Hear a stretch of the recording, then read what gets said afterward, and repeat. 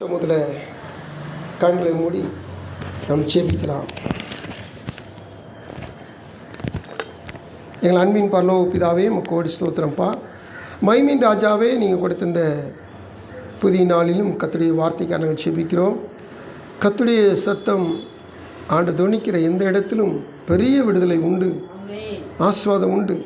அன்றே இப்படி கிருபை, இப்படி நன்மை பெருகும். இதோ இந்த வேளையில் இப்படி வார்த்தை தியானிக்கிற பொழுது பரிசுத்த ஆவியானவரை எங்களுடைய இடைப்பட்டு ஜெபிக்கிறோம். துதிகன மகிமைக்கு பாத்திர நல்லாண்டவர் என்னோடும் எங்களோடு பேசும். வசனத்தை கேட்குற பிள்ளைகளும் வசனத்தை சொல்லுகிற அடிமை பலப்படுத்தும், பயன்படுத்தும். எந்த விதத்திலும் வசனம் செல்கிற இடங்களிலும் ஆண்டவரை மந்தாரம் ஒப்புகள் இல்லாவிடிக்கு இந்த வசனம் வல்லமையாக கிரியை செய்யட்டும். கர்த்தர் மகிமைப்படியாக பரிசுத்தாவின் இடைப்படுவதாக மீட்பர் இயேசுவின் மூலம் ஜெபங்கள் நல்ல பிதாவே, ஆமென். ஹல்லேலூயா. கர்த்தருடைய நாமம் மகிமைப்படுவதாக. தேவ சமூகத்தில் நாம் தொடர்ந்து விசுவாசத்தினாலே தேவ மகிமையை காணலாம் என்கிற அடிப்படையில் வார்த்தையை நம்ம வாசித்து வருகிறோம். அப்படி வருகிற பொழுது ஆண்டவராதையும் முதல் நாளில் மூவகை விசுவாசம், அடுத்து ஏனோக்குடைய விசுவாசம், அடுத்து ஆபேலுடைய விசுவாசம், அடுத்தபடியாக பார்க்கிற பொழுது 7ஆம் வசனத்தில் இந்த எபிரேயர் 11:1 விசுவாசத்திற்கு ஒரு அடைமொழியாக சொல்லப்பட்டிருக்கிறதும், அதுக்கடுத்து 11:6 விசுவாசத்துக்கு ஒரு அடைமொழி சொல்லப்பட்டிருக்கும்.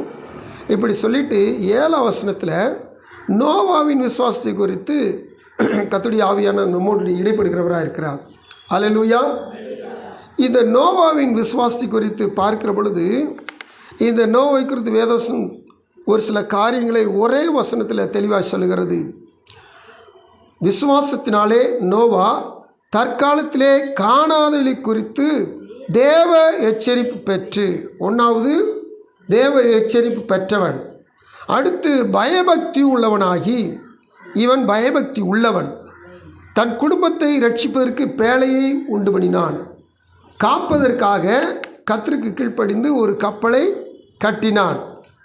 அடுத்து அதனாலே அவன் உலகம் ஆக்கினைக்குள்ளானது என்று தீர்த்து விசுவாசத்தினால் உண்டாகும் நீதிக்கு சுதந்திரவாளியானான். அல்லேலூயா. கர்த்தருக்கு ஸ்தோத்திரம். இந்த வார்த்தையில் நோவா தேவ மகிமையை கண்டான் என்பதை குறித்து ஏதாவது விளங்குதா நமக்கு? நோவா தேவ மகிமையை கண்டான் என்பதை குறித்து இந்த 7ஆம் வசனத்தில் ஏதாவது ஒரு பகுதியில் இருக்குதா? அப்படி வெளிப்படையாக நமக்கு ஒன்றும் தெரிய மாட்டுது. ஆனால் வசனத்தில் ஒவ்வொரு வசனங்களும் பாருங்கள், அல்லது இந்த முடிவை கொஞ்சம் கவனித்து பாருங்கள். விசுவாசத்தினால் உண்டாகும் நீதிக்கு நோவா சுதந்திரவாளியானான். அல்லேலூயா. விசுவாசத்தினால் உண்டாகிற நீதிக்கு நோவா எப்படி மாறிட்டானா? இவன் சுதந்திரவாளியாய் மாறி போனான். கர்த்தருக்கு ஸ்தோத்திரம். நீங்கள் ஆதியாகமம் 15:6 நினைக்கிறேன், அதில் வாசிக்கிற பொழுது அந்த நம்ம ஆபிரகாமை குறித்து வேதம் சொல்கிறது. ஆபிரகாம் கர்த்தரை விசுவாசித்தான். நல்லா கவனிச்சு பாருங்க. அதை அவர் அவனுக்கு நீதியாக எண்ணினார். நீதியாக ஆபிரகாம் விசுவாசம் எண்ணப்படுகிறது. ஆமென். ஆனால் ஆபிரகாமுக்கு முந்தி வாழ்ந்த நோவாவுக்கு வசனம் சொல்லுகிறது, நீதிக்கு அவன் சுதந்திரவாளியாய் மாறி போனான். அல்லேலூயா. விசுவாசிகளின் தகப்பனுக்கு ஆண்டவர் நீதியாக எண்ணுகிறார். இது விசுவாசித்ததுனால ஆபிரகாம் நீதியாக எண்ணுகிறார். ஆபிரகாம் விசுவாசத்தை நீதியாக எண்ணுகிறார். ஆனால் இந்த நோவாவுக்கோ அந்த நீதிக்கே இந்த நோவா என்ன செஞ்சிட்டான்? சுதந்திரவாளி ஆகி போனான். எதனால? தொடக்கம் என்ன சொல்லுது? விசுவாசத்தினாலே. விசுவாசத்தினாலே நோவா நீதிக்கு சுதந்திரவாளி ஆனான். அல்லேலூயா. அப்போ இந்த வசனம் சொல்லுது, இந்த நோவா நீதிக்கு சுதந்திரவாளி ஆனான்னு பார்த்தீங்களா? இதுதாங்க தேவ மகிமை கண்டான், அதில் பிரவேசித்தான். அல்லேலூயா. நீங்கள் தீர்க்கதரிசன புத்தகத்தில் வாசிக்கிற பொழுது நோவா, தானியேல், யோபு குறித்து ஆண்டு சொல்வார். வாசிக்கிறீங்களா? அல்லேலூயா. தேவசந்தர் காத்திருக்க தேவ பிள்ளைகளே, இந்த நீதிக்கு சுதந்திரவாளியான நோவாவை கர்த்தர் ஒரு உதாரணத்துக்கு சொல்லும் அளவும் இவன் அப்பேற்பட்ட சுதந்திரவாளியாய் மாறிப்போனான். அப்போ தேவமகிமை கண்டிருப்பானா? அதாவது நீங்கள் உறுதியாக சொல்லணும், நிச்சயமாய் கண்டான். அல்லேலூயா. தேவனே ஒரு உதாரணம் சொல்கிற மனுஷர்கள் ஒருவனாக இருப்பான் என்று சொன்னால், இவன் நீதிக்கு சுதந்திரவாளியான்னு சொல்லி வேதமும் உறுதிப்படுத்துகிறதுன்னு சொன்னால், இவன் தேவ மகிமை கண்டவன், தேவ மகிமையில் பிரவேசித்தவன். ஆமென். கர்த்தருக்கு ஸ்தோத்திரம். இப்போ நாம தேவ மகிமையை காண முடியும் அப்படின்ற ஒரே ஒரு காரியத்தை நம்ம தியானிச்சுட்டு வர்றோம். எப்போ? நான் விசுவாசித்தால் தேவ மகிமை காண முடியும், அந்த தேவ மகிமைக்குள் நான் பிரவேசிக்கவும் முடியும். இதைத்தான் நம்முடைய தியான பகுதியா இந்த மே மாதத்தில் நம்ம தியானிச்சுட்டு வரோம். அப்போ இந்த நோவா வசனத்திலே துவக்க சொல்லுது, தற்காலத்தில் இந்த காலத்தில் காணாதவை குறித்து அந்த காலத்தில் நோவா எச்சரிப்பு பெற்றான். எச்சரிப்பு பெற்ற நோவா, அல்லேலூயா. என்ன எச்சரிப்பு பெற்றான்? நோவாவுக்கு ஆண்டவர் நடக்காத சம்பவங்களை நடக்க போகுதுன்னு சொல்லி அவனுக்கு ஒரு வான் பண்ணுறான், எச்சரிப்பு கொடுக்குறான். இந்த எச்சரிப்பை கேட்டு நோவா அப்படியே செஞ்சிட்டான்.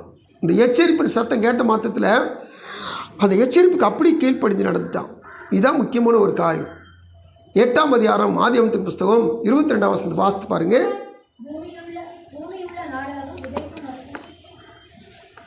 வாசிங்களேன்.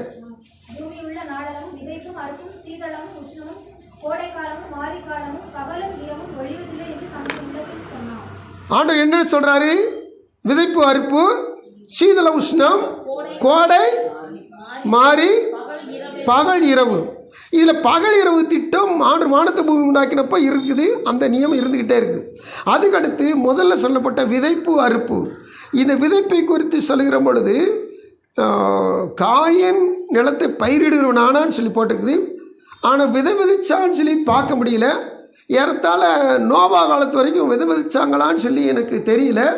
ஒருவேளை வேத பண்டிகையில் என்ன சொன்னாலும் தெரியல. நம்ம வேதத்தை மட்டும் நம்ம ஆராய்ச்சி பண்ணுறோம், வேதத்தை வச்சு வெளியில் இருக்க எதையும் ஆராய்ச்சி பண்ணல. சரி, கர்த்தருக்கு ஸ்தோத்திரம். அப்போது ஆண்டவர் சொல்லுகிற நியமங்களை கவனிச்சு பாருங்க. விதைப்பும் அறுப்பும், அதுக்கடுத்து சீதளமும் உஷ்ணமும், கோல்டு அண்டு அந்த அது கோடை நான் சொல்லலை, அந்த இதை சீதளமும் உஷ்ணமும், இந்த கோல்டு ஹீட்டுன்னு சொல்கிறார். அதுக்கடுத்து ஆண்டு சொல்லும்போது கோடையும் மாறின்னு சொல்கிறார், சம்மர் வின்டர்ன்றார். இந்த காரியங்களை கவனிச்சு பாருங்கள். இன்றைக்கி தான் சம்மர் வின்டர் இருக்குது. இப்போ நம்ம சம்மரை முடிச்சுட்டு வின்டருக்குள்ளே போகிறதுக்குள்ளே வின்டர் உள்ளே வந்துருச்சு. அதான் நம்ம நினச்சுன்னா உள்ளே வந்துட்டு நல்லா கவனிச்சு பாருங்கள். தென்மேற்கு பருவக்காற்று இப்போது வழக்கத்துக்கு மேலே என்ன செஞ்சிச்சான்? 8 நாளைக்கு முன்னாடி தொடங்கிருச்சான். வழக்கமாக ஜூன் 1 தான் தென்மேற்கு பருவக்காற்று இந்த கேரளத்தை தாக்குற ஒரு பயங்கரமான மழை. இந்த மழை வந்துருச்சு. அதுக்கடுத்து நமக்கு ஏறத்தாழ செப்டம்பர், அதுக்கடுத்து தாண்டி வடகிழக்கு பருவக்காற்று வரும். அப்போ இதெல்லாம் வின்டர் சீசன். நல்லா கவனிச்சு பாருங்கள். இது நோவா காலத்தில் கிடையாது. நோவா காலத்தில் சம்மரும் கிடையாது, வின்டரும் கிடையாது, சீதளமும் உஷ்ணமும், அதாவது குளிர்ச்சியும் வெயிலும், அந்த ஹீட்டும் கிடையவே கிடையாது. கோடையும் மாறியும், கோடை காலமும் மழைக்காலமும் கிடையாது. அந்த காலத்தில் மழைக்காலமே இல்லை. தற்காலத்தில் இப்போ காண்கிறவைகள் நோவா காலத்தில் காணப்படாதவைகள். அப்போ நோவா காலத்தில் வசனம் சொல்லுது, இந்த வசனம் தற்காலத்திலே காணாதலை குறித்து தேவ எச்சரிப்பு பெற்று இன்னைக்கு உஷ்ணமும் குளிர்ச்சியும் கோடையும் மாறியும் இந்த 4 காரியமும் நோவா காலத்தில் இல்லவே இல்லை. பொய் சொல்லலை, வேதம் சொல்லுது, இல்லவே இல்லை. அன்னைக்கு மழை பெஞ்சு விதைச்ச விதை முளைக்கவே இல்லை. பூமியில் 3 மணி எலும்பும், அது என்னச்சுன்னா தரையை நினைக்கும், அதில் என்னச்சுன்னா அவங்க பயிரிட்டது விளையும். இதுதான் நடந்துச்சு. இது நோவா காலத்து வரைக்கும். இது நோவா ஒரு புது உலகத்தை கண்டவன், பழைய உலகத்தையும் புதிய உலகத்தையும் கண்டவன் நோவா. நோவா ஒரு மத்தியஸ்தன். உலகம் அழிந்து புது உலகம் தோன்றுவது அதே பூமி தான். ஆனால் எல்லாம் நிக்கிரகம் பண்ணப்பட்டு புதிய உலகத்தில் அவன் என்ன சொன்னால் திரும்பமாக தலை தோங்கி தன்னை சந்ததியில் பெருகிறான். நல்லா கவனிச்சு பாருங்க. இந்த தற்காலத்தில் காணாதலை குறித்து தேவ எச்சரிப்பு பெற்றான். இந்த 7ஆம் வசனத்தில் இருக்கிற முதல் சொல் தேவ எச்சரிப்பு. இதுக்கு தான் நம்ம ஆதியாகமம் 8:22 வாசித்தோம். அதில் இருக்கிறது ஆண்டவர் எப்போ நியமனம் பண்ணுறாரு? ஜல பிரளயத்துக்கு முன்பு, உலகம் அழிந்த பிற்பாடு தான் இது எல்லாம் இனிமேல் ஒழிந்து போவதில்லை, இதெல்லாம் இனிமேல் இருக்குன்றார். அது இன்ன வரைக்கும் இருக்குது. ஆமென். ஆனால் நோவா வாழ்ந்த காலத்திலையோ, ஏனோக்கு வாழ்ந்த காலத்திலையோ, ஏனோஸ் வாழ்ந்த காலத்திலையோ ஆதாம்லேருந்து இல்லவே இல்லை. அது எப்போ தான் வருது? நோவாவின் காலத்துக்கு பிற்பாடு தான் சீதளம் உஷ்ணம் கோடை மாறி வருகிறது. அப்போ இந்த காலத்தில் இருக்கிறத அந்த காலத்திலே நோவா எச்சரிப்பு பெற்று அதுக்கு கீழ்ப்படி நினைச்சிட்டானா பேழையை உண்டு பண்ணினான். அல்லேலூயா. சரி, ரெண்டாவது காரியம் நோவா குறித்து 7ஆம் வசனத்தில் ரெண்டாவது காரியம் என்ன சொல்லுது? பயபக்தி உள்ளவனாகி. இப்போ ஆதியாகமம் 6:22 வாசித்து பாருங்க. என்ன போட்டிருக்குது? நோவா அப்படியே எப்படி செய்தான்? கர்த்தர் பேழையை எப்படி செய்ய சொன்னாரோ அப்படியே செஞ்சான். காரணம் என்னன்னு சொல்லி கேட்டீங்கன்னா, இவனுக்குள்ள இருந்த தேவ பக்தி, இவனுக்குள்ள இருந்த தேவ பயம். கர்த்தர் என்ன சொன்னாரோ அதை அப்படியே செய்வோம். மழை பெய்ய போகுதுன்னு சொன்னார், மழையை பார்த்ததே கிடையாது. வெள்ளம் வரப்போகுதுன்னு சொன்னார், வெள்ளத்தை பார்த்ததே கிடையாது. பெருமழை வரும், பெருவெள்ளம் வரும். இப்போ எல்லாமே பூமியில் இருக்க சுவாசமுள்ள யாவுமே அழிந்து போகும், செத்து போயிடும். அதனால நீ ஒரு பேழையை உண்டு பண்ணு, ஒரு கப்பலை செஞ்சிருந்தார். அப்படியே செஞ்சார். இதுதான் பயபக்தி உள்ளவனாகி. அடுத்த மூணாவது காரியம், தன் குடும்பத்தை ரட்சிப்பதற்கு பேழையை உண்டு பண்ணினான். 7:7 ஆதியாகமம் வாசித்து பாருங்க. தப்பும்படி நோவாவும் அவனையும் கூட அவன் குமாரனும் அவன் மனைவியும் அவன் குமாரன் மனைவிகளும் பேழைக்குள் பிரவேசித்தார்கள். ரட்சிப்பு. இந்த பேழையை உண்டு பண்ணினதுனால நோவாவும் அவருடைய மனைவி, மகன்கள், மருமகள்கள் எல்லாரும் இந்த பேழைக்குள் பிரவேசித்தார்கள். கர்த்தருடைய சமூகத்தில் காத்திருக்க தேவ பிள்ளைகளே, இந்த காரியம் இந்த 7ஆம் வசனம் சொல்லப்பட்ட தன் குடும்பத்தை ரட்சிப்பதற்கு பேழையை உண்டு பண்ணினான். இப்போ 3 காரியம். 1 தேவ எச்சரிப்பு, பயபக்தி, ரட்சிப்புக்காக பேழைக்குள்ளே நுழைந்த காரியம். இந்த காரியத்தை நம்ம வாசிக்கிற பொழுது தேவனுடைய சமூகத்தில் இருக்கிற தேவ பிள்ளைகளாய் நாமும் எச்சரிப்பு பெற்றவர்களாக, இந்த காலத்தில் எச்சரிப்பு பெற்றுக்கொண்டவர்களாக, பெற்ற எச்சரிப்புக்கு கீழ்ப்படிந்து செயல்படுவர்களாக காணப்படணும். இதுதான் முக்கியம். ஏன்னு சொன்னீங்கன்னா, அன்னைக்கு இருந்து இன்னைக்கு வரைக்கும் எச்சரிப்பு வந்துக்கிட்டே தான் இருக்கு. ஆண்டவர் ஆதாம்கிட்ட எச்சரிப்பு கொடுத்தாரா? கொடுக்கலையா? நீ எல்லாம் சாப்பிடு. அப்போ என்னது? அது வார்னிங். அங்கே ஒரு எச்சரிப்பு போர்டு வச்சுட்டாரு. ஆனால் பார்த்தீங்கன்னா அவங்க நினச்சிட்டாங்க, மீறிட்டாங்க. இப்படி தான் அன்னைக்கு இருந்து இன்னைக்கு வரைக்கும். ஆனால் நோவா ஒரு ஸ்பெஷல் மேன். எப்படி? தேவ எச்சரிப்பு பற்ற மாத்திரத்தில் அதுக்கு கீழ்ப்படிஞ்சிட்டான், பயபக்தி உள்ளவன் ஆயிட்டான். அவன் என்ன செய்யறான்னா பேழையை உண்டு பண்ணி அதில் பிரவேசிக்க ஆரம்பிச்சிட்டான். கர்த்தருக்கு ஸ்தோத்திரம். தேவ சொல்ல காத்திருக்க தேவ பிள்ளைகள், நாம் என்ன செய்யணும்னு சொல்லி கேட்டிங்கன்னா, இந்த நோவா எச்சரிப்பு பெற்று வாழ்ந்து போல வாழ்ந்தோம் என்று சொன்னால் நாம் தேவ மகிமை கண்டு அதை பிரவேசிக்க முடியும். தேவ மகிமை காண்பது என்பது அது எல்லாரும் கூடுகிற காரியம். ஏன் சொன்னீங்கன்னா, மார்த்தாளும் மரித்து அழுகி போனி வெளிவந்த சரீரத்தை கண்ணால் பார்த்தா, கூடி இந்த யூதர்கள் அனைவரும் நினைச்சாங்க அழுகி போன சரீரம் வந்து நிற்குது, ஆச்சரியமாக இருக்குன்னு சொல்லி பார்த்தாங்க. அப்போ தேவ மகிமை எல்லாரும் நினைச்சாங்க, எல்லாரும் கண்ணால் பார்த்துட்டாங்க. தேவ மகிமை கண்ணால் எல்லாம் பார்த்துட்டாங்க. ஆனால் தேவ மகிமைக்குள் பிரவேசிக்க வேண்டும். அல்லேலூயா. அந்த செத்து அழுகி போய் உயிர் தெழுந்து வந்த லாசரு ஒரு நாள் திரும்ப செத்துட்டான். அந்த லாசருவும் அந்த மார்த்தாளும் அந்த மரியாளும் ஒரு நாள் பரலோகத்தில் பிரவேசிப்பாங்க. இப்போது இதை தியானிக்கிற நாமும் ஒரு நாளில் பரலோகத்தில் பிரவேசிக்கணும். இதுதான் தேவ மகிமையை காணுதலும் அதில் பிரவேசித்தலும். கண்டது மாத்திரம் பெரிய காரியம் கிடையாது. தேவ மகிமைக்குள்ள நம்ம என்ன செய்யணும்? பிரவேசிக்கணும். இப்போ இந்த நோவா நீதிக்கு சுதந்திரவாளியாகி தேவ மகிமையை கண்டு தேவ மகிமைக்குள் பிரவேசித்துட்டான். நீ விசுவாசித்தால் தேவனுடைய மகிமையை காண்பார். அந்த காண்பாயினோட முடிச்சுக்கிட்டா அதில் பொருள் குறைவாக இருக்கும். ஆனால் அந்த மகிமைக்குள் நம்ம பிரவேசிக்க வேண்டும். ஆமென். கர்த்தருக்கு ஸ்தோத்திரம். தேவசனம் காத்திருக்கு தேவ பிள்ளைகள். இப்போ நோவாட்ட ஆண்டவர் ஜலப்பிரளயத்துக்கு பின்பு ஒரு உடன்படிக்கை செய்கிறார். நோவாய் கவனன்ட்டு சொல்லுவாங்க. ஆண்டவர் ஆதாமோடு கூட உடன்படிக்கை செஞ்சார். கேட்டிங்களா? அதுக்கடுத்து இப்போ ஒரு உடன்படிக்கை செய்கிறார் நோவாவோட உடன்படிக்கை செய்யும்போது நான் பூமியில் இனிமேல் ஜலப்பிரளயத்தினால அல்லது தண்ணினால் நான் பூமியை அழிக்க மாட்டேன் அப்படி சொல்லி ஒரு உடன்படிக்கை செய்கிறார்.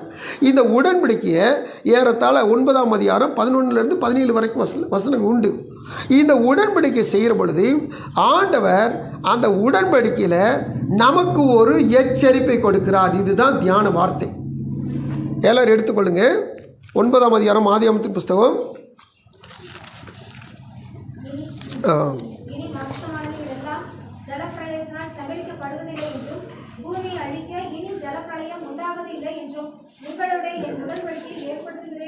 இந்த 11ஆம் வசனத்தில் கர்த்தர் சொல்றார், உங்களோட என் உடன்படிக்கை ஏற்படுத்துகிறேன் என்றார். இந்த உடன்படிக்கை 14 வசனத்திலிருந்து நான் பூமிக்கு மேலாய் மேகத்தை வருவிக்கும் போது அந்த வில் மேகத்தில் தோன்றும். அப்பொழுது எனக்கும் உங்களுக்கும் மாம்சமான சகல ஜீவ சந்துகளுக்கும் உண்டான என் உடன்படிக்கையை நினைவு கூறுவேன். கர்த்தருக்கு ஸ்தோத்திரம். அந்த வார்த்தையை கவனிச்சு பாருங்க. ஆண்டவர் ஒரு உடன்படிக்கையாக ஒரு அடையாளத்தை மேகத்தில் வைக்கிறார். அதுதான் வானவில். சரிங்களா? இந்த இனிமேல் பூமியில் ஜலம் பிரளயமாய் பெருகி பூமியை அழித்து விடாதபடிக்கு நான் எப்போயெல்லாம் பூமியில் மழையை பெய்ய பண்ணுறனோ அப்போயெல்லாம் மேகத்தில் ஒரு வில் வரும், வானத்தில் ஒரு வில் வரும். அந்த வில்லை பார்த்துட்டு நான் இனி ஜனத்தை ஜலத்தினால் அழிக்க மாட்டேன் என்பதை நான் நினைவு கூறுவேன். கர்த்தருக்கு ஸ்தோத்திரம். இப்போ பாருங்கள், இந்த உடன்படிக்கையில் நமக்கு ஒரு எச்சரிப்பு செய்திருக்குது. என்னன்னு சொல்லி கேட்டிங்கன்னா,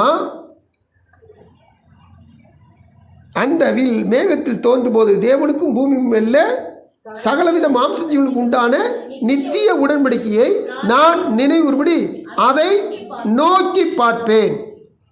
இது எனக்கும் பூமி மேல மாம்சம் யாவுக்கும் நான் ஏற்படுத்தின உடன்படிக்கையின் அடையாளம் என்று நோவாவோட சொன்னார்.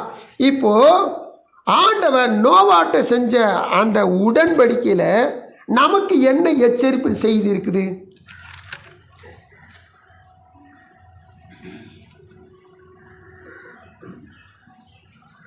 பதினொன்றில் சொன்னார், பூமியை அழிக்க இனி ஜலப்பிரளயம் உண்டாவதில்லை என்றும் உங்களோட என் உடன்படிக்கையை ஏற்படுத்துகிறேன்னு சொன்னார். இந்த வார்த்தைகள் இருக்கிற மறைந்து கிடக்கிற ஒரு ரகசியம் என்ன? இனி ஜலப்பிரளயம் உண்டாவதில்லை, பூமியை அழிக்க இனி ஜலப்பிரளயம் உண்டாவதில்லை. மூளைக்கு வேலை. அப்போ இனிமேல் இந்த பூமியை தண்ணியில் அழிக்க மாட்டேன், ஆனால் அக்கினியில் அழிப்பேன். கண்டுபிடிச்சிட்டீங்க, ரொம்ப சந்தோஷம். வேதம் சொல்லுகிறது, இந்த பூமி அக்கினிக்கு இரையாக வைக்கப்பட்டிருக்கிறது. இதில் நமக்கு ஒரு எச்சரிப்பு. நோவாட்ட எச்சரிப்பு கொடுத்தாரு, கீழ்ப்படிச்சு செஞ்சிட்டார் நோவா. இப்போ நோவாட்ட உடன்படிக்கை செய்கிறாரு, இனி நான் தண்ணியில் அழிக்கவே மாட்டேன், எந்த காரணத்தை கொண்டு முழுசாக தண்ணியை வச்சு நான் நினைச்ச மாட்டேன், பூமி அழிக்க மாட்டேன் அப்படின்னு சொல்லிட்டு என்ன செஞ்சார்? நோவாட்ட உடன்படிக்கை பண்ணிட்டார். அப்போ அழிக்க மாட்டேன்னு சொன்னால் இந்த மனுஷன் தான் ஏற்கனவே அக்கிரமமும் பாவமும் துன்மார்க்கமும் பொல்லாங்கு நிறைஞ்ச உலகத்தில் இருக்கிற மனுஷன் எல்லாம் செஞ்சுக்கிட்டு தான் இருக்கான். அப்போது இந்த பூமிக்கு கண்டிப்பாக ஒரு நியாய தீர்ப்பு எப்படி தான் கொடுக்கறது? தண்ணியில் அழிக்க மாட்டேன் ஒரு கண்டிஷன் போட்டார், ஆனால் அக்கினியில் அழிப்பார். ஸ்தோத்திரம்.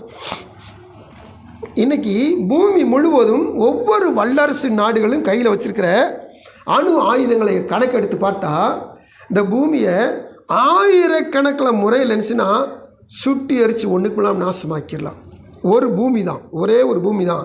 இந்த பூமியில் வசிக்கிற மனுஷர்கள் அந்த நாட்டை பிடிக்கணும், இந்த நாட்டை பிடிக்கணும், அவனை அடிக்கணும், இவனை அடிக்கணும்னு சொல்லி தங்களுக்குள்ளே ஆயுதங்கள் நினைச்சிருக்கேன்னா சேர்த்து வச்சுருக்கிறாங்க. இந்த சேர்த்து வச்ச அணு ஆயுதங்கள் மட்டும் பயன்படுத்தினா எத்தனையோ முறை இந்த பூமி நினைச்சிடலாமா? தீயினால் அழிச்சிடலாம். ஏன்னா ஒவ்வொரு வெப்பனும் தீ தான். அதை ஒவ்வொரு அணு ஆயுதமும் தீயாத்தான் வரும். எல்லாமே பூமியை சுட்டரிக்கும். ஒவ்வொரு முறை அழிச்சு பல முறை அழிக்கலாமா, அவ்வளோ ஆயுதங்கள் இருக்குது. ஆனாலும் கர்த்தர் இந்த ஆயுதங்களை வைத்து அல்ல, அவர் எண்ணத்தை கொண்டு நியமித்தாரோ, எப்படி சோதமும் கோரையும் அக்னியும் கந்தகமும் இறக்கி அவர் அந்த 5 பகுதியை குறித்து 4 பகுதி எப்படி அழித்தாரோ, அதுபோல் இந்த பூமி முழுதும் அப்படி தான் ஒரு நாள் அழிவுக்கு வரும்.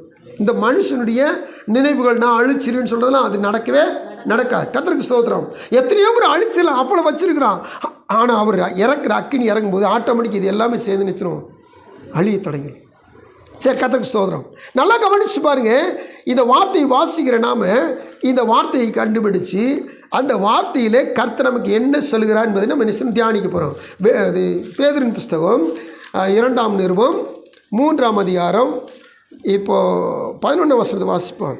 இப்படி இவைகளெல்லாம் அழிந்து போகிறதா இருக்கிறபடியால் நீங்கள் எப்படிப்பட்ட பரிசுத்த நடத்தையில் தேவ பக்தி உள்ளவர்களாக இருக்க வேண்டும். அதாவது 2 பேர் 3ல் 5லேருந்து 7 வரைக்கும், அதுக்கடுத்து 10லேருந்து 16 வரைக்கும் நம்ம விளக்கம் வாசிச்சோம்னா நம்ம ஈஸியாக இருக்கும்.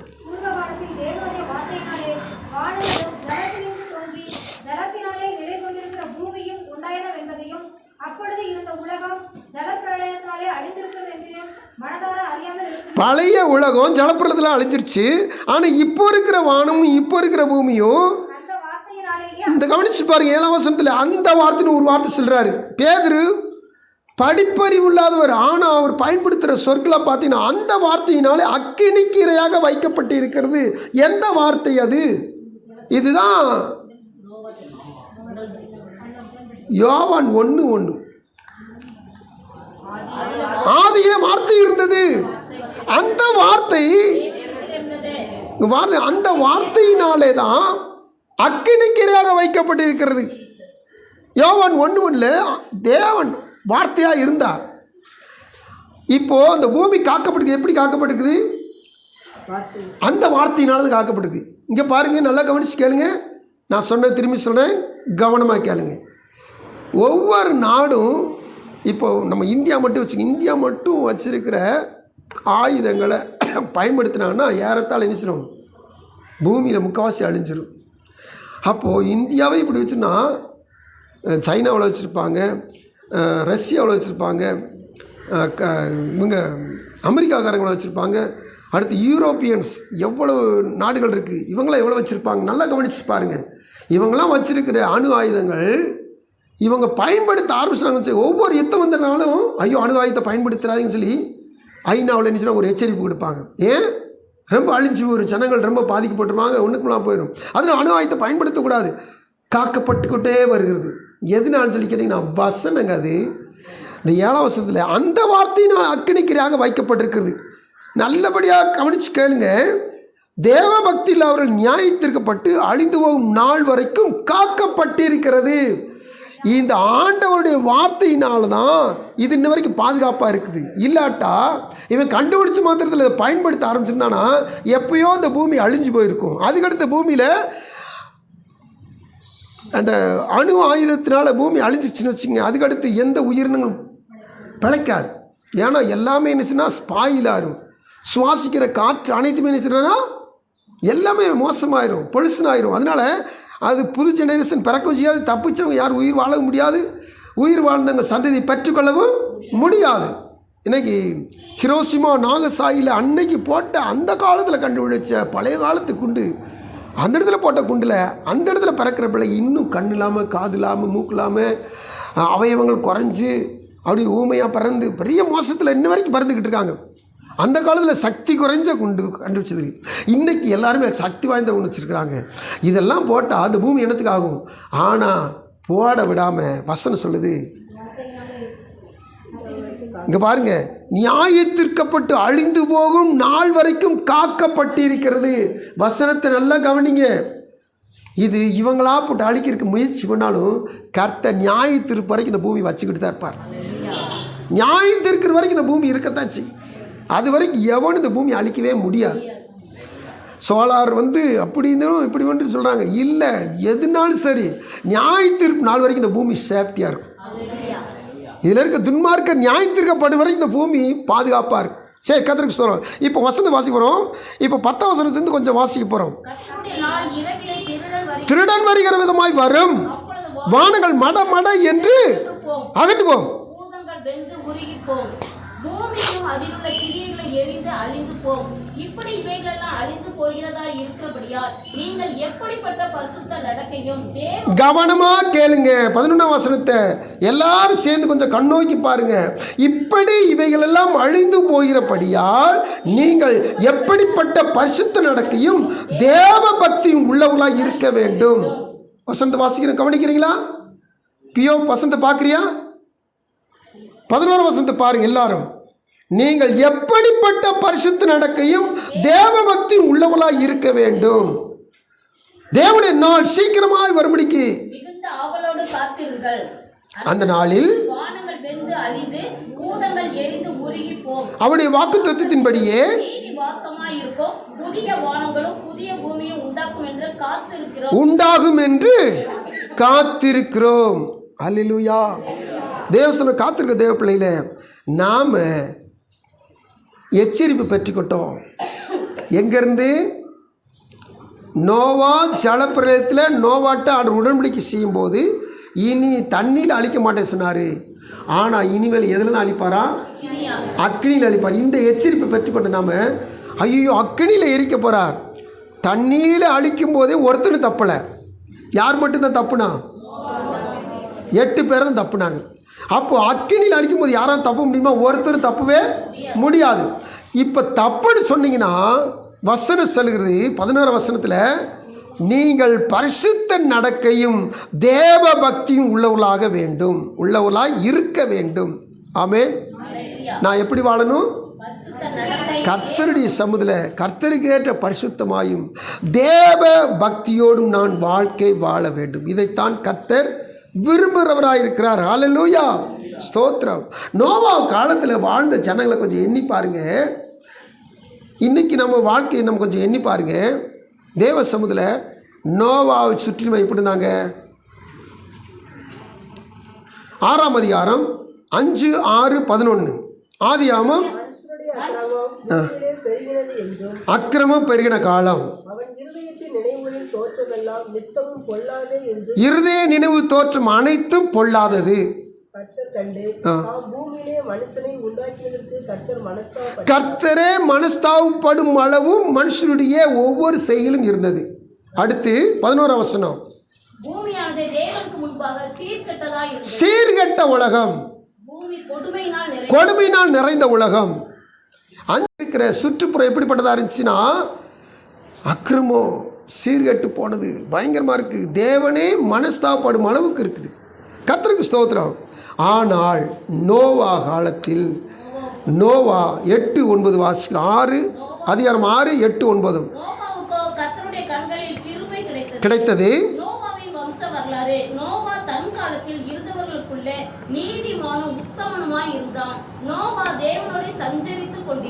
கர்த்தருக்கு ஸ்தோத்திரம். நோவா எப்படிப்பட்ட மனுஷனா இருந்தான்? நோவா காலத்தில் வாழ்ந்தவங்க எப்படிப்பட்டவங்களா இருந்தாங்க? நோவா எப்படிப்பட்ட மனுஷனா இருந்தான்? வித்தியாசம் இருக்குதா இல்லையா? அப்போது இந்த வித்தியாசம் இருக்க போய் தான் இந்த 8 பேர் மட்டும், அதாவது நோவா நிமித்தமாக பாக்கி 7 பேர் மனைவி பிள்ளைகள் மருமக்கள், இந்த 8 பேர் ஒரு நோவா நிமித்தமாய் காக்கப்பட்டார்கள். அல்லேலூயா. இந்த பேழையிலே காக்கப்பட்டார்கள். இன்னைக்கு இருக்கிற தேவ சமூகத்தில் இருக்கிற தேவ ஜனமே, இன்னைக்கு ஆண்டுடைய வசனம் சொல்லுது எப்படிப்பட்ட பரிசுத்த நடக்கையால் நாம் நடக்க வேண்டும். இன்னைக்கு நம்மளை சுற்றி எப்படி இருக்கிறாங்க சொல்லுங்க. ரோமர்கள் 1ஆம் இடத்தை எடுத்து வாசித்து பாருங்க. 29 32 வரைக்கும். ரோமர் 1, 29, 30, 31, 32. சகலவித அநியாயத்தினாலும் துரோகத்தினாலும் பொருளாசையினாலும் குரோதத்தினாலும் நிறையப்பட்டு பொறாமையினாலும் கொலையினாலும் வாக்குவாதத்தினாலும் வஞ்சகத்தினாலும் வன்மத்தினாலும் நிறைந்தவர்களாய் புறம் கூறுகிறவர்களாயும் அவதூறு பண்ணுகிறவர்களாயும் தேவ பகைஞருமாய் துராஜனம் பண்ணுகிறவர்களுமாய் அகந்தை உள்ளவர்களுமாய் வீம்புக்காரர்களுமாய் பொல்லாதவர்களை யோசித்து பிணைக்கிறவர்களுமாய் பெற்றாருக்கு கீழ்ப்படியாதவர்களுமாய் உணர்வில்லாதவர்களுமாய் உடன்படிக்கை மீறுகிறவர்களுமாய் சுபாவ அன்பு இல்லாதவர்களுமாய் இணங்காதவர்களுமாய் இரக்கம் இல்லாதவர்களுமாய் இருக்கிறார்கள். இப்படிப்பட்டவர்களை செய்கிறவர்கள் மரணத்துக்கு பாத்திரராய் இருக்கிறார்கள் என்று தேவன் தீர்மானித்த நீதியான தீர்ப்பை அவர்கள் அறிந்திருந்தும் அவைகளை தாங்களே செய்கிறதும் அல்லாமல் அவைகளை செய்கிற மற்றவர்களிடத்தில் பிரியப்படுகிறவர்களாய் இருக்கிறார்கள். கர்த்தருடைய சமுத்திர காத்திருக்க தேவ பிள்ளைகளே, இப்போ நம்மளை சுற்றி இருக்கிறவங்க, இப்போ நம்மளை சுற்றிலுமா இருக்கிறவங்க, ஒருவேளை இதில் சொல்லப்பட்ட சுபாவம் நமக்குள்ள யார்கிட்ட இருந்துச்சுன்னா ஜாக்கிரதை. இதில் சொல்லப்பட்ட சுபாவங்களை நல்லா கவனித்து பாருங்கள். நீங்கள் வீட்டில் போய் திரும்பி திரும்பி வாசித்து கூட பாருங்கள். ரோமர் 1:29-32 வரைக்கும் இருக்கிற அநேக மனுஷிக பொல்லாத சுபாவங்கள் இதில் எனக்கு ஏதாவது இருக்குதான்னு யோசித்து பார்த்துருங்க. இப்போது நோவா காலத்தில் சுற்றிமா இருந்தவங்க கொஞ்சம் பாவம், ஆனால் இன்றைக்கி நம்ம சுற்றிமா இருக்கிறவங்க ஏராள பாவம். இந்த பாவத்தில் நம்மையும் ஏதாவது ஒட்டியிருந்தா தயவு செய்து அதை நினைச்சிங்கன்னா 1 யோவான் 1:7 இயேசு கிறிஸ்து ரத்தம் சுத்திகரிக்க ஒப்பு கொடுத்து சுத்திகரிச்சிருங்க. ஆண்டுடைய சமுதிர சுத்திக்கு விட்டு கொடுத்துருங்க, பரிசுத்தவான்களை மாறுங்க. எப்படிப்பட்ட பரிசு நடக்கணும். இப்போ 1:29-38 வாசிச்சிட்டோம். ஆனால் நோவா எப்படி இருந்தாரு? நீதிமான், உத்தமான். இப்போ நம்மளை குறித்து வேதம் சொல்லுது. ரோமர் 1:29-32 வரைக்கும் இத்தனைப்பட்ட சுபாவங்கள் பொல்லாத சுபாவங்கள் இருந்தாலும் 1 தீமோத்தேயு 6:11 வசனம் சொல்கிறது. இந்த வசனத்தை கொஞ்சம் அழுத்தி வாசின்னு பாருங்க.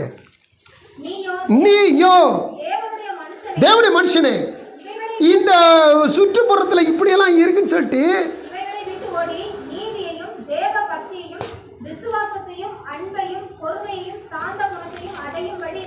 நல்லா கவனிங்க. ஆண்டுடைய வார்த்தையை கவனிச்சு பாருங்க. இவ்வளவு சுபாவங்கள் எங்கே பார்த்தாலும் நடக்குது. ஆனால் நான் எப்படிப்பட்ட மனுஷனாக இருக்கணும்னு சொல்லி கேட்டிங்கன்னா, நான் தேவனுடைய மனுஷனாக இருக்கணும். வசனம் தான் சொல்லு, நீயோ தேவனுடைய மனுஷனே இவைகளை விட்டு ஓடி என்ன செஞ்சிடணுமா? இதே பவுல் சொல்லும் போது வேசித்தனத்துக்கு விலகி ஓடுங்கன்னு சொன்னார். மற்ற பாவத்து கூட நின்று கூட பார்த்துரு மற்ற அப்படி சொல்லி விளக்க சொன்னாங்க. இல்லை, ஆனால் இந்த அனைத்து பாவங்களையும் தேவ மனுஷனே இவைகளை விட்டு நிறுத்திரு, ஓடிரு. அதுக்கடுத்து நீதி, தேவபக்தி, விசுவாசம், அன்பு, பொறுமை, சாந்த குணம் இவைகளை அடையும்படி நாடு. அல்லேலூயா. பாருங்க, ஏதோ பிரசங்கம் கேட்கணும்னு கேட்டிங்கன்னா உங்களுக்கு வேஸ்ட்டு. இது ஆண்டு வரிக்கு நம்ம ஆயத்தமாக இருக்கான்னு பேசிக்கிட்டு இருக்கோம். ஆண்டு வரிக்கு நம்ம ப்ரிப்பேர் ஆகணும். தொலைஞ்சோம். சுற்றிலும் என்னென்ன இருக்குது. இது நடுவில் தான் நான் வாழ்ந்துக்கிட்டு இருக்கேன். இது நடுவில் தான் நான் ஜீவனம் பண்ணிக்கிட்டு இருக்கேன். ஆனால் நோவா காலத்தில் அந்த கொஞ்சம் பாவத்துக்குள்ளே கூட நோவா என்ன செய்யல, டச் ஆகலை. அதில் 8 பேரோட காக்கப்பட்டா. இன்றைக்கி நான் சபைக்குள்ளே இருக்கிறேன். ஆனால் சபையை சுற்றி என்ன இருக்குது? ரோமர் 1:29-32 வரைக்கும் இருக்குது. சபைக்கு பக்கத்தில் இருக்குது. சில இடத்துல சபைக்குள்ளேயும் கொஞ்சம் வருது. ஆனால் நான் எப்படி தெரியுமா? நீயோ தேவனுடைய மனுஷன் இவைகளை விட்டுட்டு ஓடிரு. ஓடிட்டு வசனம் நீதி, தேவபக்தி, விசுவாசம், அன்பு, பொறுமை, சாந்த குணம் இவைகளை அடையும்படி நாடு. கர்த்தருக்கு ஸ்தோத்திரம்.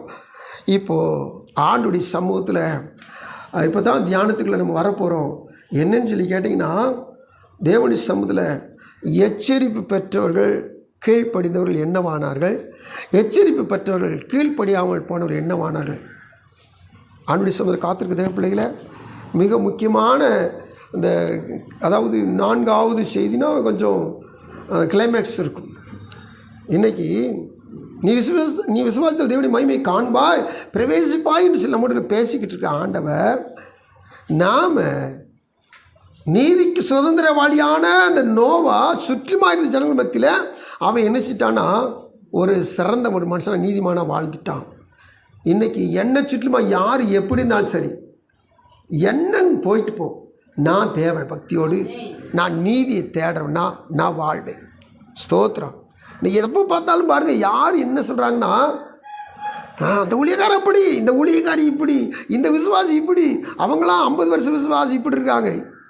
எவன் எப்படி எக்காடு போட்டு போனாலும் சரி, நான் கிறிஸ்தவன், நான் தேவ மனுஷன், நான் நீதியைத்தான் பின்பற்றுவேன், நான் தேவபக்தியாகத்தான் நடப்பேன், நான் விசுவாசத்தை தான் நான் தேடுவேன். ஐயோ அவங்கள விட்டுட்டாங்க விசுவாசத்தை. இல்லை, நான் விசுவாசத்தில் நினச்சிருக்கணும். கர்த்தருக்கு ஸ்தோத்திரம். விசுவாசத்தில் நல்ல போராட்டத்தை போராடு, நித்திய ஜீவனை பற்றிக்கொள், அதற்காகவே நீ அழைக்கப்பட்டாய், அநேக சாட்சிகளுக்கு முன்பாக நல்ல அறிக்கை பண்ணினுமாய் இருக்கிறாய். அல்லேலூயா. வசனம் சொல்லுதான், விசுவாசம் நல்ல போராட்டத்தை போராடணும். எச்சரிப்பு பெற்று கொண்டியா, வாழ்க்கை முழுவதும் போராட்டம். அந்த திருமணத்தில் பாட்டு பாடுவாங்க, அந்த பாட்டில் இருக்கிற சாராம்சத்தை சில இடத்துல விட்டுருவாங்க. ஓட்டப்பந்தயம் நீ ஓடுகிறாய்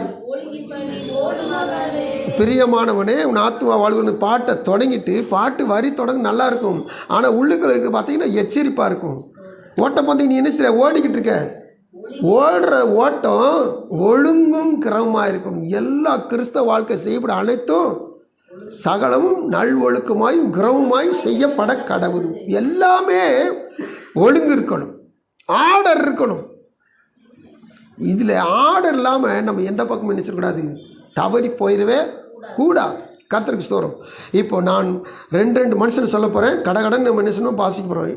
நமக்கு இருக்கிற நிமிஷங்கள் கொஞ்சம் தான் இருக்குது. இதில் ஒரு 3 ஜோடி மனுஷரை சொன்னேன். கடகடன் சீக்கிரம் சொல்லுவோம். தாவீது எடுத்துக்கங்க, சாலமோன் எடுத்துக்கங்க. தாவீதும் விழுந்தவன் தான், சாலமோனும் விழுந்தவன் தான். தாவீதிட்ட வந்து நாத்தான் சொன்னார், நீ தான் அந்த மனுஷன் சொன்னார். கவனிக்கிறீங்களா? நீ தான் அந்த மனுஷன் சொன்ன மாத்திரத்தில் இது மனுஷன் சொல்கிறான், யாரையும் தீர்க்கதரிசி சொல்கிறான். அதாவது நீங்கள் 2:12 நீங்கள் கொஞ்சம் எடுக்க வேண்டாம், அதாவது நேரமாயிரும். நல்லா கவனிச்சு பாருங்கள். நீ தான் அந்த மனுஷன் சொன்ன மாத்திரத்தில் 51 சங்கீதத்தை பாடுறார் பாருங்க. அந்த சங்கீதத்தில் அவர் ஒவ்வொரு வார்த்தை பயன்படுத்துகிற வார்த்தையை கவனிச்சுக்கலுங்க. ஒவ்வொரு வசனத்தை வாசிக்க போகிறோம். 4 வசனத்தை வாசிங்க. ஒருவருக்கே விரோதமாய் இவன் செஞ்ச பாவம் பத்சேபாட்ட, ஒரு மனுஷனுடைய மனைவியை அபகரிச்சுட்டு அந்த மனுஷனை கொன்று, அது யுத்தத்தில் தனக்கான யுத்தத்துக்கு போன உத்தரவாதி, ஒரு ஸ்தானாதிபதியை கொன்றவன். இப்படிப்பட்ட பயங்கரமான கொடுமையை மனுஷன்ட்ட செஞ்சான். அவன் அறிக்கை செய்வோம் சொல்றான், தேவனின் ஒருவருக்கே விரோதமாய். இங்க பாருங்க, நல்லா கவனிச்சுக்கலுங்க. இந்த இளையகுமாரன் பார்த்தீங்கன்னா அப்படித்தான் அறிக்கை செய்வான். யாருனாலும் சரி, எந்த ஒரு காரியம் சொல்ல, தேவனின் ஒருவருக்கே விரோதமாய். அவன் சரீரத்துக்கு விரோதமாக செஞ்சான், பச்சைவளுடைய கணவனுக்கு விரோதமாக செஞ்சான். இப்படி செஞ்ச மனுஷன் இப்போ ஒருவருக்கே விரோதமா. இப்போ 7 வசனத்தை வாசிங்க. ஈசோப்பினால் சுத்திகரிப்பு சொல்ல. ஈசோப்பினால் எதை யாரை சுத்தி பண்ணுவாங்க தெரியுமா? குஷ்டரோகியத்தான். அந்த ரத்தத்தை ஈசோப்பு அந்த தண்டில் முக்கி இவங்க கையில் தொட மாட்டாங்க. அந்த ஈசோப்பை வச்சு தான் குஷ்டரோகிய அந்த சரீரத்தில் அந்த இதில் என்ன சொன்னால் சுத்தம் பண்ணுவாங்க. அப்போது உலகத்தில் மோசமான தொடக்கூடாத ஒரு வியாதி இருக்குன்னா குஷ்டரோகம். அதை சுத்தம் பண்ணுறதுக்கு பயன்படுத்துகிற வச்சு, ஆண்டவரை என்னை சுத்தம் பண்ணுங்க, அதுலேயும் மோசமான பாவனை செஞ்சுட்டேன், என்னை அப்படி ஈசோப்பினால் நீ என்ன செய்யுங்க, சுத்திகரிங்க. இப்போ 10 வசனம் வாசிங்க. தேவனே சுத்த இருதயத்தை என்னிலே சிருஷ்டியும், நிலைவரமான ஆவியை என்னிலே புதுப்பியும். 11 வசனம் வாசிங்க. தள்ளிராதீங்க ஆண்டவரை, நான் செஞ்சது பாவம் அக்கிரமம், ஆனால் நான் மீறுதல் எல்லாத்துக்கும் என்னை தள்ளிராதீங்க ஆண்டவரை. அழுகுறான், புலம்புறான். இப்போ 17 வசனம் வாசிங்க. நொறுங்குண்டாவிதான். ஸ்தோத்திரம் ஸ்தோத்திரம் ஸ்தோத்திரம் ஸ்தோத்திரம். இதாங்க முக்கியமான ஒரு வார்த்தை. எல்லாம் கவனிச்சு பாருங்க. 17 வசனம் எல்லாரும் கொஞ்சம் பாருங்களேன். தேவனுக்கு ஏற்கும் பலிகள் நொறுங்குண்ட ஆவி, நொறுங்கி போன ஆவி. தேவனுக்கு ஏற்கும் பலிகள் நொறுங்குண்ட ஆவி. இந்த ஆவியை நொறுக்கி ஆண்டுடைய சமூகத்தில் அப்படியே ஊத்துறான். தேவரீர் நொறுங்குண்டதும் நறுங்குண்டதுமான இருதயத்தை நீங்கள் தள்ளிவிடவே மாட்டீங்க, நீங்கள் புறக்கணிக்க மாட்டீங்க. ஸ்தோத்திரம். இதனால தாங்க தாசனாய தாவீதுன்னு சொல்ற அளவுக்கு, தாவீதின் குமாரனே என்று சொல்லும் அளவுக்கு இந்த தாவீதை கர்த்தர் உயர்த்தி வைத்தார். எவ்வளவு கொடுமையான பாவத்தை செஞ்சானோ, ஆனால் அதிலும் மேலாக உள்ளத்தை உருக்கி ஊற்றி இருதயத்தை ஆவியை நொறுக்கி அவனுடைய சமூகத்தில் அவன் ஜெபிச்ச ஜெபருக்கு பார்த்தீங்களா, அதுக்கடுத்து அவன் வாழ்நாளில் இப்படிப்பட்ட காரியத்தை கண்ணு கூட எடுத்து பார்க்கல. ஸ்தோத்திரம். அதனால தான் தாவீதின் குமாரன் சொல்றதுக்கு அவர் ஆசைப்பட்டார். அல்லேலூயா. தேவ சமூகத்தில் ஏதோ மேலோட்டமா அப்படி பந்தாவா ஆண்டவட்டிலாம் பந்தாப்பட்டெல்லாம் அவன் செல்லுபடி ஆகாது. ஆண்டவரை மன்னிச்சுங்கப்பா அப்படி டீசெண்டாக சொல்லிட்டு போகிறோம். இல்லை, இந்த பாவ மன்னிப்பில் இருதயம் நொறுங்கி இருதயம் நறுக்கி போட்டு அந்த அண்ணால் பார்த்தீங்களா ஊற்றுனா பார்த்தீங்களா, இருதயத்தை என்ன செஞ்சிட்டாலாம், கசைக்கு பிழிஞ்சு அப்படியே தண்ணியாக ஊற்றிட்டா. என் இருதயத்தை ஊற்றி ஜெபித்தேன்றா, இருதயத்தை தேவசமத்தில் ஊற்றி விட்டேன்றா. எப்படிங்க இருதயத்தை ஊற்ற முடியும்? அவ்வளவு உதரம் நொறுங்கி என்ன செஞ்சு ஆண்டுடைய சமூகத்தில் ஜெபிச்சிட்டா. அந்த நொறுங்குதல் ஜெபத்துக்கு தான் அந்த வருஷமே அவளுக்கு பலன் கிடைச்சிட்டு. அல்லேலூயா. தேவசனம் காத்துக்கு தேவ பிள்ளைகளே ஜாக்கிரதை. சரி, 2 மனுஷன் சொன்னேன், டைம் ஓடிட்டு கத்திரிக்கு சோரம். இதில் 2வது மனுஷன் சாலமோன், தகப்பனும் மகனும். இந்த தகப்பன்ட்ட வந்து தீர்க்கதரிசி சொன்னார், மகன்கிட்ட வந்து தேவனே சொன்னார். ராஜாக்கள் 11ஆம் அதிகாரத்தில் தேவனே சொல்கிறார். எப்பா மனுஷன் சொன்னாவே நொறுங்கி போனா இருந்தாலும் தேவன் சொல்றார், கர்த்தர் பேசுறார். துமுர் பிடிச்சவன் அசட்டை விட்டுட்டான். 11ஆம் வசனம் போட்டிருக்குது. 11 வாசித்து பாருங்க. நோக்கி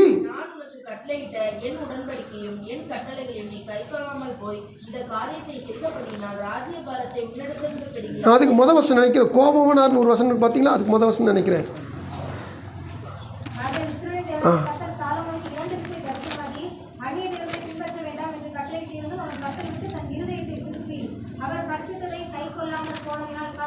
கற்பித்ததை கை கொள்ளாமல் போனதினால் கர்த்தர் அவன் மேல் கோபமானார். 2 விசை தரிசனமாகியும் கூட நேரடியாக சொல்றார், இல்லை அம்மோன் மோவாபு அங்கே இருக்கிற காமோஸ் எல்லாத்தையும் விட்டுரு. ஏன் இந்த மனைவிகளுக்காக அவங்க பிரியத்துக்காக சிலை செய்து விட்டுரு, கோயிலை கட்டதை விட்டுரு. 2 தடவை சொல்றார். ஆனால் இவர் மோகம், இவர் காமம், இவர் அநியாயம், கேட்பதை விட அதிகமாக கொடுத்துட்டார்ல. தேவசவர் காத்துக்கு தேவ பிள்ளைகளே, தகப்பனையும் பாருங்கள் பிள்ளையும் பாருங்கள். ஒருத்தனுக்கு எச்சரிப்பு கொடுத்த மாத்திரத்தில், தேவ எச்சரிப்பு கொடுத்த மாத்திரத்தில் நோபா காலத்தில் இருந்ததை விட இந்த தாவீது அப்படியாய் நொறுங்கிட்டார். ஆனது சாலமோன் சோழி முடிஞ்சிட்டு. சரி, அடுத்து இன்னும் 2 மனுஷன். 1வது மனுஷன் ஆபிரகாம். அதாவது இது பொருளுக்காக நம்ம பார்க்குறோம். 14:22 வாசிக்கிற பொழுது, ஆதியாகமம் 14:22 வாசிக்கும் பொழுது 4 ராஜாக்களை முறியடித்து ஆபிரகாம் பொருளும் பொண்ணும் ஜனங்களோடு திரும்பி வர்றான். அப்போ சோதம் ராஜா வந்து கேட்குறான், ஆபிரகாம்கிட்ட சொல்கிறான், ஆபிரகாமே நீ பொண்ணு பொருளெல்லாம் வச்சுக்கோ, சொத்து பத்தெல்லாம் வச்சுக்கோ, ஆனால் ஜனங்களை மட்டும் எனக்கு தந்துரு அப்படி சொல்லி நினச்சினா சொல்கிறான். ஆபிரகாம் பயங்கரமான ஆளு, அவன் எப்பவுமே விசுவாசி. அந்த ஆபிரகாம் சொன்னான், இந்த பாரு, நீ கொடுக்குற சொத்து, நீ கொடுக்குற ஒன்றும் எனக்கு தேவையில்லை. நான் உன்னுடைய பொருள் ஒரு சரடு இருக்கு பார்த்தியா, ஒன்றும் எனக்கு தேவையில்லை. ஒரு மண்ணாங்கட்டி கூட எனக்கு தேவையில்லை. உன் பொருள் எதுவுமே என்ன செய்ய நான் எடுக்க மாட்டேன். ஏன் தெரியுமா, ஆபிரகாம இவன் தான் ஐஸ்வர்யன் ஆக்கின நீ நாளப்பண்ண சொல்கிறதுக்கா தேவையே இல்லை. உன் பொருளை நீயே வச்சுக்கோ, உன் ஜனத்தை நீயே வச்சுக்கோ. ஆனால் என் கூட வந்தாங்களே, யுத்தத்துக்கு வந்தாங்களே, அவங்களுக்கு என்னென்ன தேவை அதை மட்டும் கொடுத்துரு. கவனிக்கிறீங்களா? பொண்ணுக்கும் பொருளுக்கும் இச்சிக்காத ஒரு மனுஷன் யாரு? ஆபிரகாம். ஆனால் கேஸ்னு ஒருத்தர் இருந்தான். நாகமான் வந்து சொஸ்தமாகி போன மாத்திரத்தில் காணிக்க கொடுத்தான். எக்கச்சக்கமாக ஒட்டகத்தில் கண்ணி கொண்டு வந்து கொடுத்தான். இந்த எலிசா நான் தேவையே இல்லை, எனக்கு தேவையில்லை, வச்சுட்டு போ, கொண்டு போய் திரும்பி கொண்டு போயினாங்க. ஆனால் இவனுக்குள்ள கேஸுக்குள்ள இந்த பொருளாசை இச்சை நாவி விட மாட்டேங்குது. ஐயையோ, எவ்வளவு கோடி மனிதருக்கு சொத்து இருக்குது, இதை எப்படி அசால்ட்டாக விட்டுறாரு, திரும்பி போகிறாங்களே. ஐயோ, பின்னாடியே ஓடுறான். ஓடிட்டு போய் திரும்பி வந்து வாங்கி ஒரு இடத்துல ஒழிச்சு வச்சுட்டு எலிசாவுக்கு முன்னாடி வந்து நிற்கிறான். எங்கே போன? பதில் என்ன வருது வாசிக்கிறீங்களா? அப்பொழுது அவன் இவனை பார்த்து, அந்த மனுஷன் உனக்கு எதிர்கொண்டு வர தன் ரதத்திலிருந்து இறங்கி திரும்புகிறது போது என் மனம் உன்னுடன் கூட செல்ல இல்லை, எங்கே போன அந்த வசனம் வாசிக்கணும். 25 தன் எஜமானுக்கு முன்பாக நின்றான். கேயாசியே, எங்கிருந்து வந்தாய் என்று எலிசா அவனை கேட்டதற்கு அவன், உமது அடியான் எங்கும் போகவில்லை என்றான். ஸ்தோத்திரம். இச்சை வந்த மாத்திரத்தில், பாவம் வந்த மாத்திரத்தில் பாவத்தரை கூட்டிக்கிட்டே வருமா. எப்படி கூட்டும்? இவன் போய் பொருளாசையில் வாங்கி வச்சுட்டான், அது ஒரு பாவம். இப்போ நான் எங்கேயுமே போகலன்னு சொல்கிற பொய், இது ஒரு பாவம். பாருங்க, பாவம் தனித்து செயல்படாது. பாவம் இன்னொரு பாவத்தை கூட்டிகிட்டு வரும், அது இன்னொரு பாவத்தை கூட்டிகிட்டு வரும். இப்படி மல்டிபிள் ஆகிட்டே போகும். தேவ சமூகத்தில் இருக்கிற தேவ மனுஷன் பொண்ணும் பொருள் வேணும் நான் தேவன்கிட்ட கேட்டால் என்ன செய்வார்? தாராளமாக கொடுப்பார். ஆனால் இவன் குஷ்டோகிட்ட போய், சொஸ்தமான குஷ்டோகி போய் வாங்கிட்டு வந்ததுனால இவனுக்கு நல்ல ஒரு பலன் கிடச்சி. என்ன பலன் கிடச்சி? அவனுக்கு போன குஷ்டம் இவனுக்கு வந்துட்டு. ஸ்தோத்திரம். அவனுக்கும் பாருங்க, அவன் சந்ததிக்கும் வந்துட்டு. என்ன பாவம் பாரு. இந்த மனுஷனோட போச்சா? இவன் சந்ததிக்கும், கேசுடைய சந்ததிக்கு வந்துருச்சு. ஜாக்கிரதை. தேவ எச்சரிப்பு. பொருளாசை வேணான்னு சொன்னா வேண்டாம், அவ்வளோதான். அடுத்தபடியாக நம்ம எல்லாரும் அடிக்கடி தியானிக்கிற ஒரு வார்த்தை, மனுஷனுடைய எச்சரிப்பு சீமேய்க்கு வந்துச்சு. சாலமோன் சீமேயை பார்த்து ஒரு எச்சரிப்பு கொடுத்தான். அந்த சீமேயு எருசலேமில் தான் குடியிருக்கணும். எருசலேம் விட்டு போனாச்சுன்னா நிச்சயமாக அவன் கொலை செய்யப்படணும். இவன் ஒரு நாள் தெரியாதனமாக இங்கே இருக்கிற சட்டத்தை மீறி நினச்சிட்டான், எருசலேம் விட்டுட்டு போயிட்டான். இப்போது சாலமன் நினச்சி கூப்பிட்டு வச்சு, நான் சொன்னேன்ல இந்த எருசலேம் விட்டு வெளியே போகிறேன்னு சாவேன்னு சொன்னில்ல, நீ சாகவே போகிறேன்னு சொல்லி என்ன செஞ்சிட்டான்? பெனாயை வச்சு கொண்டுட்டான். சுருக்கமாக சொல்கிறேன். ஆனால் தேவ சமூகத்தில் யோனதாப்பின் புத்திரராய், அதாவது வேதம் சொல்லுது, ரேகாப்பின் குமாரனாய் யோனதாப் என்கிறதான தேவ ஜனங்கள் ஒரு கூட்டம் இருக்குது. அவங்க அப்பா, இந்த பாருங்க, திராட்சரசம் குடிச்சிடாதீங்க, நீங்கள் பரதேசியாக தங்க இடத்துல வீட்டை கட்டிடாதீங்கன்னு சொன்ன மாத்திரத்தில் இவங்க போகிற இடத்துலலாம் திராட்சரசம் குடிக்க கிடையாது. கல்லுகளை வச்சு வீடை கட்டுறது கிடையாது, கூடாரம் மட்டும்தான் போடுவாங்க. இப்படி இருந்துகிட்டே இருக்கிறாங்க. எரேமியாட்ட ஆண்டு சொல்கிறாரு, அவங்கள கூப்பிட்டு வச்சு திராட்சரசம் குடிஞ்சுன்னா, எரேமியா கூப்பிட்டு வச்சு திராட்சரசம் குடிக்கிறாரு, குடிக்க மாட்டுறாங்க. என்னப்பா குடிக்க மாட்டேன்னு கேட்டால், இல்லை எங்கள் முற்பிதாக்கள் ரேகாப்பின் குமாரனான யோனதாப்பு எங்களுக்கு கட்டளை போட்டிருக்கிறாரு, அந்த கட்டளைக்கு நாங்கள் இது மட்டும் நாங்கள் கீழ்ப்படிந்து வருகிறோம். ஒரு மனுஷனுடைய கற்பனைகளுக்கு மனுஷன் கீழ்ப்படுகிறானா? இப்போ ஆண்டவர் என்னப்பட்ட பேசுகிறார் பாருங்க, 5ஆம் வசனத்திலிருந்து, அதாவது எரேமியா 18 5 13 வரைக்கும் வாசிக்க வேண்டிய வேத பகுதி. நல்லா வாசிங்க. எரேமியா 18 5 முதல் 13 வரை. கர்த்தருடைய வசனம் எனக்கு உண்டாகி, அவர், இஸ்ரவேல் குடும்பத்தாரே, இந்த புயவன் செய்தது போல நான் உங்களுக்கு செய்யக்கூடாதோ என்று கர்த்தர் சொல்லுகிறார். இதோ இஸ்ரவேல் 35ஆம் அதிகாரம் 14 வாசி. எரேமியா 35:14. ரேகாபின் குமாரனாகிய யோனதாப் தன் புத்திரனுக்கு கட்டளையிட்ட வார்த்தைகள் கைக்கொள்ளப்பட்டு வருகிறது. அவர்கள் இந்நாள் மட்டும் அதை குடியாமல் தங்கள் தகப்பனுடைய கட்டளைக்கு கீழ்ப்படுகிறார்கள். ஆனாலும் நான் உங்களுக்கு ஏற்கனவே சொல்லிக் கொண்டே இருந்தும் எனக்கு கீழ்ப்படியாமல் போனீர்கள். நீங்கள் அந்நிய தேவர்களை சேவிக்கும்படி அவர்களை பின்பற்றாமல் அவனவன் தன் பொல்லாத வழியை விட்டு திரும்பி உங்கள் நடக்கையை சீர்திருந்துங்கள். அப்பொழுது உங்களுக்கும் உங்கள் பிதாக்களுக்கும் நான் கொடுத்த தேசத்திலே குடியிருப்பீர்கள் என்று சொல்லி தீர்க்கதரிசிகளாகிய என் ஊழியக்காரரை எல்லாம் நான் உங்களுக்கு ஏற்கனவே அனுப்பிக் கொண்டே இருந்தும் நீங்கள் உங்கள் செவியை சாயாமலும் எனக்கு கீழ்ப்படியாமலும் போனீர்கள். இப்போதும் ரேகாவின் குமாரனாகிய யோனதாவின் புத்திரர் தங்கள் தகப்பன் தங்களுக்கு கட்டளையிடப்பட்ட கற்பனை கைக்கொண்டிருக்கும் போது இந்த ஜனங்கள் எனக்கு கீழ்ப்படியாமல் போனபடினாலும், இப்போ எங்கே ஆண்டவர் இணைக்கிறார் பாருங்க. ஒரு மனுஷன் பிள்ளைகளுக்கு சொன்னதை அவங்க கீழ்ப்படிந்து செய்யும்போது, இந்த ஜனங்கள் எனக்கு கீழ்ப்படியாமல் போனபடினாலும் இதோ நான் அவரிடத்தில் பேசியும் கேளாமலும் நான் அவர்களை நோக்கி கூப்பிட்டும் அவர்கள் மறு உத்தரவு கொடாமலும் போனபடினாலும் யூதாவின் மேலும் எருசலேமின் குடிகள் எல்லாரின் மேலும் நான் அவர்களுக்கு விரோதமாக சொன்ன எல்லா தீங்கையும் வரப்பண்ணுவேன் என்று இஸ்ரவேல் தேவனும் சேனையின் தேவனுமாகிய கர்த்தர் சொல்கிறார் என்று சொல் என்றார். அல்லேலூயா. எச்சரிப்பு. ஒரு மனுஷனுடைய பிள்ளைகளுக்கு எச்சரிப்பு கொடுத்தா அதை கரெக்டாக கீப்பு பண்ணுறாங்க. ஆனால் தேவன் கொடுத்த எச்சரிப்புக்கு மட்டும் இந்த இஸ்ரவேல் ஜனங்கள் என்ன செய்யணும், கீழ்ப்படியதே கிடையாது. இதை கர்த்தர் சொல்கிறார். அதான் நம்ம இப்போ தான் 18 அதிகாரம் வாசித்திருக்கணும். அதாவது குயவன் வீட்டுக்கு போச்சார். ஆண்டவர் குயவனில் போய் பார்க்குறார். அங்கே அவன் வணைஞ்சிக்கிட்டு இருக்கும்போது உடஞ்சிருது. திரும்பவும் அவன் இஷ்டத்துக்கு திரும்பவும் மண்ணை பிணைஞ்சு வேறொரு பாத்திரம் வணைகிறான். அப்போ ஆண்டவர் எரேமியாட்ட உதாரணம் சொல்கிறாரு, எரேமியா பார்த்தியா, அந்த குயவன் அவன் இஷ்டத்துக்கு அந்த மண்ணை பிணைஞ்சு செய்கிறதுக்கு எவ்வளவு அவனுக்கு அதிகாரம் இருக்குது, நான் உங்களுக்கு அப்படி செய்யக்கூடாதா அப்படின்னு சொல்லி கேட்குறார். அல்லேலூயா.